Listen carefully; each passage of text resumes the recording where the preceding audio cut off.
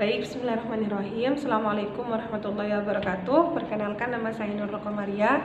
Di sini saya adalah mahasiswa pasca sarjana YIN Madura, akan menjelaskan terkait dengan konsep kurikulum PAI di PTKI. Untuk tugas presentasi mata kuliah pengembangan kurikulum pendidikan agama Islam.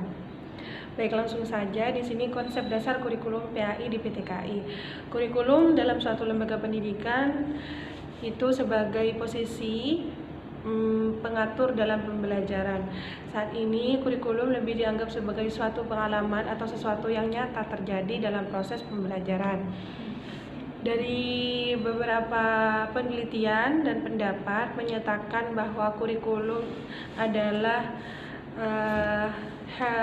change atau perubahan dari content of course, study and list of subject and course to all experience. Dari pernyataan tersebut juga dapat diperkuat dari pendapatnya Muhammad Ali bahwa kurikulum diartikan sebagai rancangan bahan pembelajaran yang disediakan oleh lembaga pendidikan itu sendiri.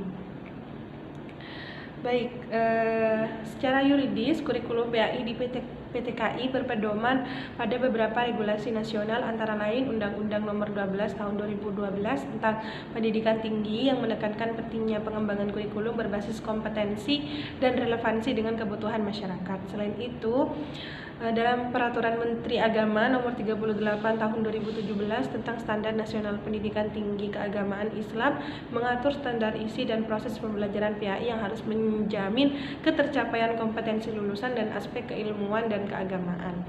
Adapun implementasi kurikulum PAI di PTKI pada dasarnya merupakan pengejawantahan dari perumusan kebijakan kurikulum yang mengacu pada standar nasional dan kebutuhan kontekstual masyarakat. Kurikulum yang dirancang secara sistematis dengan memuat mata kuliah inti keislaman seperti akidah akhlak, fikih, Al-Quran, hadis, serta sejarah peradaban Islam yang bertujuan mengembangkan kompetensi keilmuan, keagamaan, dan moral mahasiswa. Selanjutnya yaitu prinsip-prinsip kurikulum di PTKI. Yang pertama yaitu prinsip relevansi, yang kedua ada prinsip efektivitas, yang ketiga ada prinsip efisiensi, yang keempat ada prinsip kontinuitas, dan yang kelima ada prinsip fleksibilitas. Adapun tujuan pendidikan agama Islam di PTKI yaitu untuk meningkatkan tidak hanya keterampilan, pengetahuan, dan keahlian, tetapi juga penerapan standarisasi kurikulum serta kerjasama universitas. Kurikulum harus terintegrasi dengan nilai-nilai Islam, meliputi manajemen internasional di Fakultas Tarbiyah, kurikulum terpadu nilai-nilai Islam berdasarkan Al-Quran, hadis.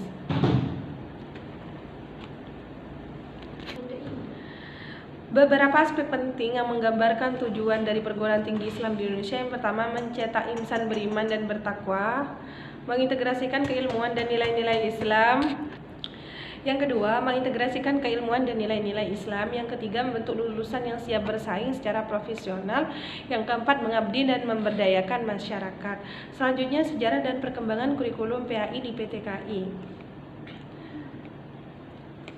Yang pertama yaitu kurikulum pendidikan Islam masa Orde Lama, di mana penerapan kurikulum pada masa Orde Lama ini terbagi menjadi dua, yakni kurikulum tahun 47 dan kurikulum tahun 52 hingga 64.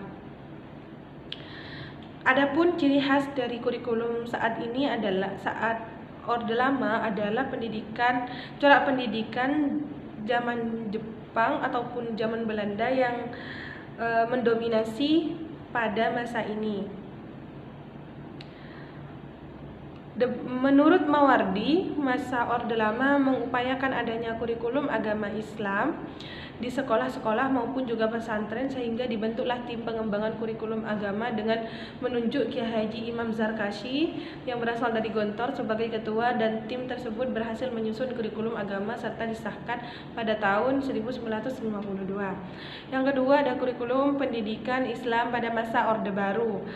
Orde Baru di sini merupakan peralihan dari kurikulum Orde Lama. di mana kurikulum PAI sejak tahun 68, 75, dan 84 akhirnya berubah menjadi satu paket dengan sistem pendidikan nasional yang ada.